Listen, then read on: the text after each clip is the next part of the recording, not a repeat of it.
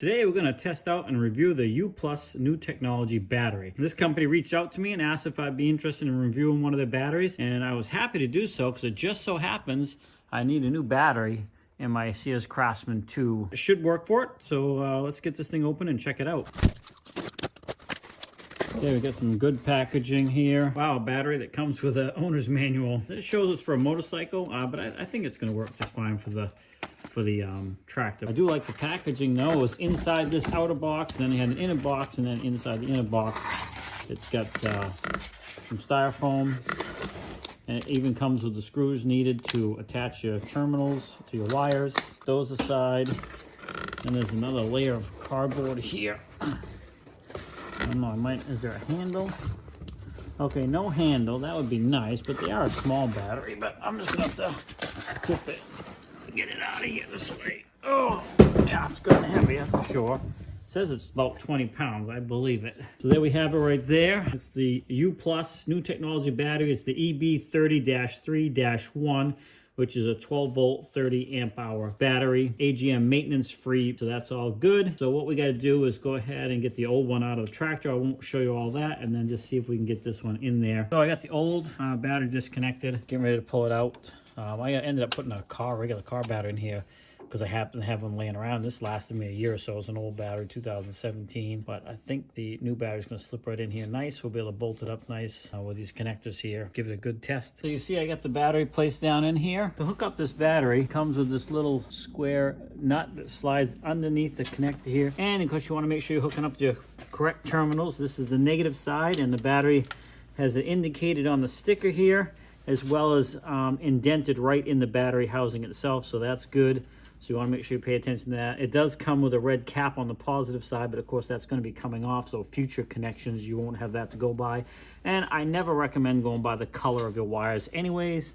Always look at your battery for the actual symbols, so you hook it up correctly. So I'm just gonna slide this underneath there like that. All I got is just like a little pick or an awl, and I can put it underneath that nut, which holds it up a little bit higher. And now we should be able to grab that nut with the threads. Once it starts, I can get that out of the way. And I think we got it started, yep. So that's all we need to do for that. Little tip there, and then we'll go ahead and make sure it's good and snug. There's the negative side hooked, and then we're just gonna remove this cap off the positive side and do the same thing. Okay, we got it all fastened down now. And of course, I'm gonna fasten this battery down as well. Okay, so battery's all hooked up. As you can see, I use some washers here. And again, I'll reiterate, don't ever go by just the color of the wires. Follow them to make sure, you know, this is hooked to the ground, and there's your marking there for the ground on the battery. And my wire goes right to the ground of the framework of the tractor. Now my positive wire is red, but I don't always trust that. Obviously, I know my tractor, of course, but I'm just telling you, if you pick up a secondhand unit or somebody else has worked on things, make sure the wires are going where they're supposed to go. And in this case, it is. It's going down to the solenoid down here. So that is the positive side of the battery. Everything's all hooked up. We're going to go ahead and see if this thing will start the tractor up.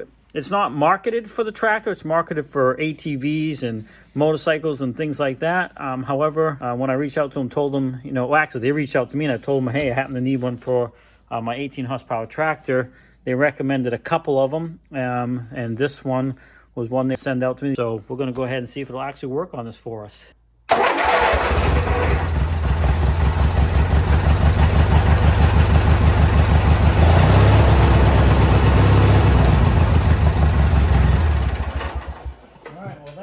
Success. Very happy about that. I do want to thank the company for reaching out to me and offering to send this battery out for me. The timing was perfect. They had no idea I needed a battery. And I'm tickled to death that I had a battery for this. So it's a win-win for both of us. But this battery, I believe, I think it's about between $80 and $90 or something like that. But I'll have some links down in the description for you as well, so you can check it out. But again, it's a Uplus battery, new technology battery is what it says on it. It's an EB30-3-1.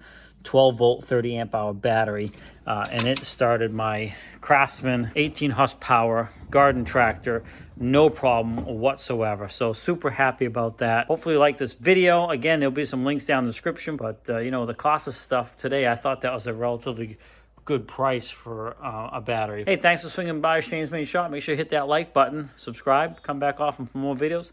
Have a great day. and we'll see you in the next one. Now, of course, like I said, I'm tickled to death with this battery, but the true test will be to see how it does throughout the winter. So maybe I'll do a follow-up video in the spring. But, typically, you buy batteries, they start up. It's rare that you have trouble with them until they just get old or they're just not maintained properly. The key thing is to, not leave them out in the winter if they're not being used. Now, this tractor is going to be used throughout the winter. As you can see, it's got the snowblower attachment on it.